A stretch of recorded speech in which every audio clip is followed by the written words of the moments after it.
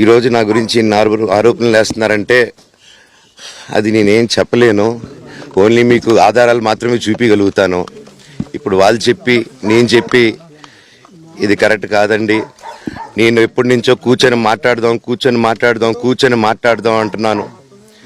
పిల్లలకి లోకల్లో అక్కడ లోకల్లో ఉండేది ఎవరో కాదండి, మా బంధువులే అండి. అందరూ ఆ చుట్టుపక్కల గ్రామాలందరూ మా నానమ్మోళ్ళ ఊరు, మా అమ్మమ్మోళ్ళ ఊరు అందరూ మా వాళ్ళండి.